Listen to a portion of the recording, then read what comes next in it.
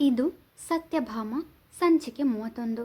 ಅಂದು ಬೆಳಗ್ಗೆ ಎದ್ದವನು ಸ್ಫೂರ್ತಿಯನ್ನು ಮಾತನಾಡಿಸುವ ಸಲುವಾಗಿ ಅವಳ ಕೋಣೆಗೆ ಹೋದರೆ ಕೋಣೆಯ ಬಾಗಿಲು ತೆರೆದಿತ್ತು. ಅಮ್ಮು ಅಮ್ಮು ಎಂದು 2 ಸಾರಿ ಕೂಗಿದಾಗ ಅವನ ದನಿ ಕೇಳಿ ಬಂದ ದೇವಿಕಾರವರು, ಸತ್ಯ, ಅಮ್ಮು ಅವಳ ಗಂಡನ ಮನೆಯಲ್ಲಿದ್ದಾಳೆ ಕಣು ಎಂದರು. ಆಗಲೇ ಅವನಿಗೂ ಹಿಂದಿನ ದಿನ ಅವಳ ಮದುವೆ ನಡೆದ ವಿಷಯ ನೆನಪಾಗಿದ್ದು. ಸತ್ಯ, ನಿನ್ನ ಮನಸ್ಥಿತಿ ನಂಗೆ ಅರ್ಥ ಆಗುತ್ತೆ ಕಣು. ಇಷ್ಟು ದಿನ ಅವಳು ನಮ್ಮ ಜೊತೆಲೇ ಇದ್ಲು. ಅವಳು ಮನೆಯಲ್ಲಿದ್ದಾಗಲೆಲ್ಲ ನಿನ್ನ ನೆರಳಂತೆ ನಿನ್ನ ಜೊತೆಲೇ ಇರುತ್ತಿದ್ಲು. ನೀನೀಗ ಅವಳನ್ನು ತುಂಬ ಮಿಸ್ ಮಾಡ್ಕೋತಿದ್ಯಾ ಅಲ್ವಾ? ಆದರೆ ಏನು ಮಾಡೋದು, ಹೆಣ್ಣಾಗಿ ಜನಿಸಿದ ನಂತರ ಒಂದಲ್ಲ ಒಂದಿನ ಅವಳು ಮದುವೆಯಾಗಿ ಗಂಡನ ಮನೆಗೆ ಹೋಗಲೇಬೇಕಲ್ಲ. ನನ್ನ ಮದುವೆಯಾದ ಸಮಯದಲ್ಲಿ ನಾನು ಕೂಡ ನನ್ನ ತವರು ಮನೆ ನೆನಪಾದಾಗಲೆಲ್ಲ ತುಂಬ ಹತ್ತಿದ್ದೇನೆ. ಆದರೆ ಕಾಲಕ್ರಮೇಣ ನಿಮ್ಮಪ್ಪನ ಪ್ರೀತಿ, ನಮ್ಮ ಅತ್ತೆ ಹಾಗೂ ಮಾವನ ಪ್ರೀತಿ ಕಾಳಜಿ ಮುಂದೆ ಈ ಮನೆಗೆ ಹೊಂದಿಕೊಂಡು ಬಾಳಲು ಶುರು ಮಾಡಿದೆ. ಕಾಲ ಎಲ್ಲವನ್ನು ಮರೆಸುತ್ತದೆ ಅಂತ ಹೇಳ್ತಾರಲ್ಲ, ಆಮೇಲೆ ಅಷ್ಟೊಂದು ಬೇಸರ ಆಗ್ತಿರಲಿಲ್ಲ.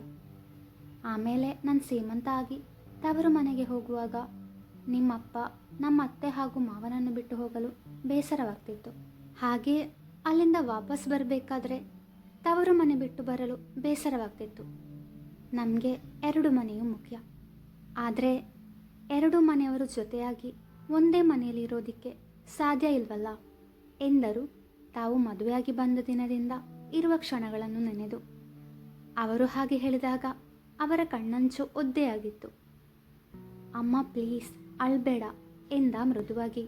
ಪ್ರತಿ ಹೆಣ್ಣು ಮದುವೆಯಾಗಿ ತನ್ನ ತವರು ಮನೆ ಬಿಟ್ಟು ಗಂಡನ ಮನೆಗೆ ಹೋಗುವಾಗ ಎಷ್ಟು ಬೇಸರ ಪಡುತ್ತಾಳೆ ಎಂದುಕೊಂಡು ಮರುಕಗೊಂಡ. ನಾನು ಅಳುತ್ತಿಲ್ಲ, ನಮ್ಮ ಅಪ್ಪ ಅಮ್ಮ ಹಾಗೆ ಅತ್ತೆ ಮಾವ ಎಲ್ಲರ ನೆನಪಾಯ್ತಷ್ಟೆ.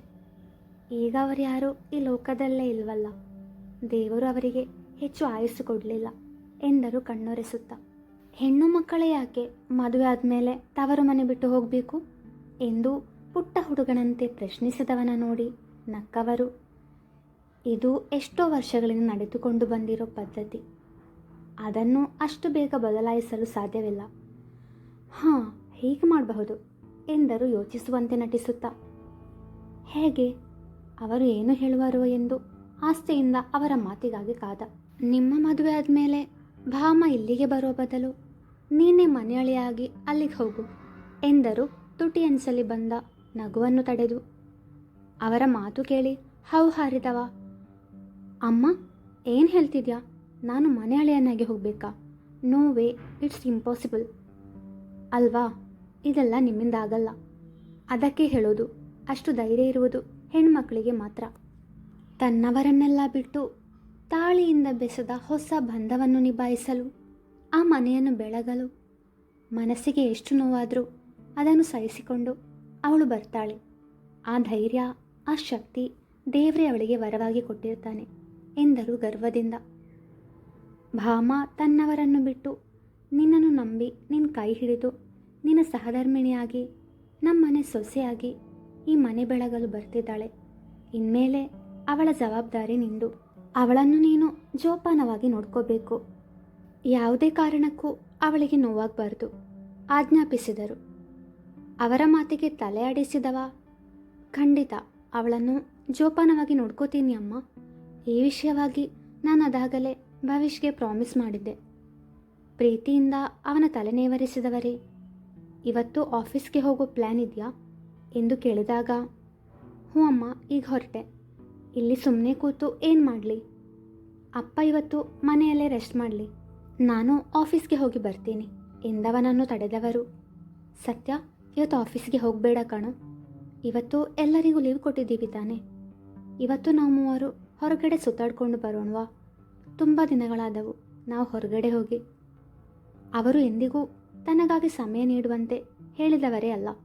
ಇನ್ನು 3 ಜೊತೆಯಾಗಿ ಹೊರಗಡೆ ಹೋಗುವ ಎಂಬ ಇಚ್ಛೆ ವ್ಯಕ್ತಪಡಿಸಿದ್ದಾರೆ. ಅವರಿಗೆ ಇಲ್ಲ ಎನ್ನಲಾಗದೆ ಸರಿ ಎಂದು ಸಮ್ಮತಿಸಿದವ. ಬೇಗ ರೆಡಿಯಾಗಿ ಬನ್ನಿ ನೀವಿಬ್ಬರು, ತಿಂಡಿ ತಿಂದಮೇಲೆ ಹೋಗೋಣ ನಾವು ಎಂದವ ತಾನು ತಯಾರಾಗಲು ತನ್ನ ಕೋಣೆಯತ್ತ ಹೋದರೆ ದೇವಿಕಾರವರು ತಮ್ಮ ಪತಿಯ ಬಳಿ ವಿಷಯವನ್ನು ಅರುಹಲು ಖುಷಿಯಿಂದ ಹೊರಟರು. ರೀ, ಬೇಗ ರೆಡಿಯಾಗಿ, ನಾವು ಹೊರಗಡೆ ಹೋಗ್ತಿದ್ದೀವಿ ಎಂದರು ವಾರ್ತಾಪತ್ರಿಕೆ ಓದುತ್ತಿದ್ದ ಜಿತೇಂದ್ರರವರ ಬಳಿ. ಮಡದಿಯ ಮೊಗದಲ್ಲಿದ್ದ ಖುಷಿಯನ್ನು ಗಮನಿಸಿದವರು ವಾರ್ತಾಪತ್ರಿಕೆಯನ್ನು ಟೇಬಲ್ ಮೇಲಿಟ್ಟು ಮಡದಿಯತ್ತ ಬಂದವರೇ, ದೇವಿ, ಎಲ್ಲಿಗೆ ಹೋಗ್ತಿದ್ದೀವಿ ನಾವು ಕೇಳಿದರು ಪ್ರೀತಿಯಿಂದ. ಎಲ್ಲಿಗೆ ಅಂತ ನನಗೂ ಗೊತ್ತಿಲ್ಲ ರೀ. ಮದುವೆ ಮನೆ ಅಂದರೆ ಮನೆ ತುಂಬ ಬಂಧು ಬಳಗ ಅಂತ ಇರ್ತಾರೆ. ಆದರೆ ನಮ್ಮ ಮನೆಯಲ್ಲಿ ಯಾರೂ ಇಲ್ಲ. ಎಲ್ಲರೂ ಇದ್ದಿದ್ರೆ ಅಷ್ಟು ಬೇಸರವಾಗ್ತಾ ಇರಲಿಲ್ಲ. ಆದರೆ ಈಗ ಯಾಕೋ ಮನೇಲಿದ್ದರೆ ಅಮ್ಮು ತುಂಬ ನೆನಪಾಗ್ತಾಳೆ.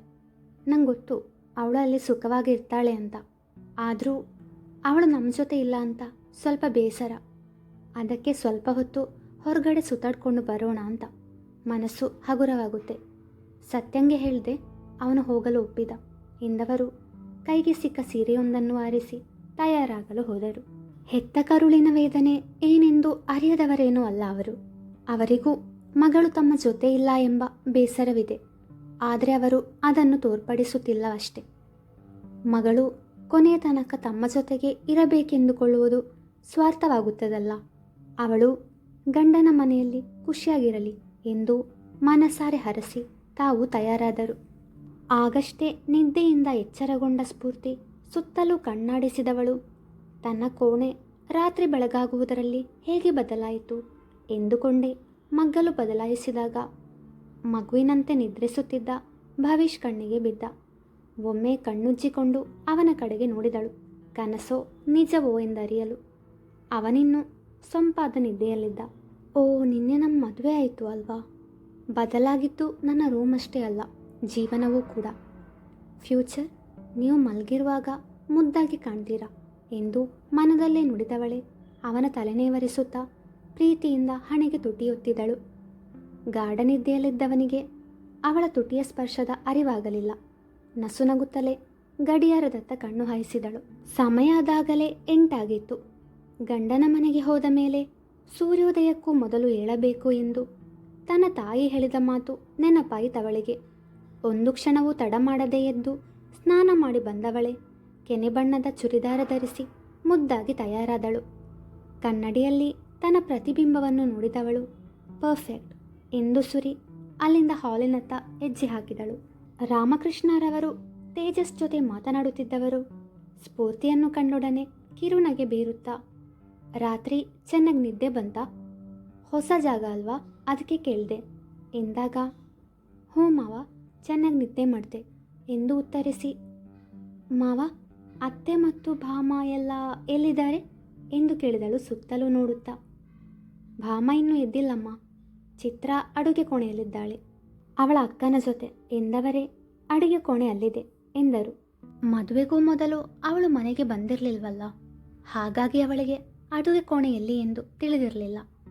ಥ್ಯಾಂಕ್ಸ್ ಮಾವ ಎಂದವಳೆ ತೇಜಸ್ ಕಡೆಗೆ ನೋಡಿ ಗುಡ್ ಮಾರ್ನಿಂಗ್ ಎಂದಳು. ಅವನು ಪ್ರತಿಯಾಗಿ ಗುಡ್ ಮಾರ್ನಿಂಗ್ ಎಂದ. ಅಡುಗೆ ಕೋಣೆಗೆ ಬಂದವಳೆ ಅತ್ತೆ ಎಂದಳು ಮೃದುವಾಗಿ. ಮುದ್ದಾಗಿ ತಯಾರಾಗಿ ಬಂದವಳನ್ನು ನೋಡಿ ಚಂದದ ನಗು ಬೀರಿದವರು, ನಿಂಗೆ ಈ ಡ್ರೆಸ್ ಚಂದ ಕಾಣ್ತದೆ ಎಂದು ಮನಸಾರೆ ಹೊಗಳಿದವರೇ, ನೀನು ಬೆಳಗ್ಗೆ ಎಂತ ಕುಡಿಯುವುದು, ಚಾವಾ ಕಾಪಿಯಾ ಎಂದು ಕೇಳಿದರು ಚಪಾತಿ ಹಿಟ್ಟನ್ನು ಕಲಸುತ್ತಾ. ನಾನು ತಿಂಡಿ ಜೊತೆ ಕಾಫಿ ಕುಡಿತೀನಿ ಅತ್ತೆ, ಇವಾಗೇನು ಬೇಡ. ನಾನು ನಿಮಗೆ ಹೆಲ್ಪ್ ಮಾಡಲಾ ಎಂದು ಕೇಳಿದಳು ಸ್ಫೂರ್ತಿ. ಅವಳ ಮಾತನ್ನು ಕೇಳಿದ ಸುಮಾರವರು, ಇಲ್ಲಿ ಹೆಚ್ಚು ಕೆಲಸ ಎಂತ ಇಲ್ಲಮ್ಮ, ನಾವಿಬ್ಬರು ಮಾಡುತ್ತಿದ್ದೇವಲ್ಲ, ಒಂದು 10 ನಿಮಿಷದಲ್ಲಿ ಆಗ್ತದೆ. ತನ್ವಿಗೆ ಭಾಮನನ್ನು ಎಬ್ಬಿಸಲಿಕ್ಕೆ ಹೇಳಿದ್ದಳು ಚಿತ್ರ. ಅವಳನ್ನು ಎಬ್ಬಿಸಲಿಕ್ಕೆ ಹೋದವಳು ಇನ್ನೂ ಸಹ ಬರಲಿಲ್ಲ. ನೀನು ಹೋಗಿ ನೋಡ್ತೀಯಾ ಎಂದವರೇ ಭಾಮಾಳ ಕೋಣೆ ಎಲ್ಲಿದೆ ಎಂದು ಹೇಳಿದರು. ಅವರ ಮಾತಿಗೆ ತಲೆಯಾಡಿಸಿದವಳು ಭಾಮಾಳ ಕೋಣೆಯತ್ತ ಬಂದಾಗ, ಏಳಲ್ಲ 7 ಹೇ ಎದ್ದೇಳ, ನಿಂಗೆ ಇವತ್ತು ಆಫೀಸಿಗೆ ಹೋಗ್ಲಿಕ್ಕಿಲ್ಲನಾ ಎಂದು ತನ್ವಿಯ ಬಳಿ ಹೇಳುತ್ತಿದ್ದಳು ಭಾಮ. ಮುಂದುವರೆಯುವುದು.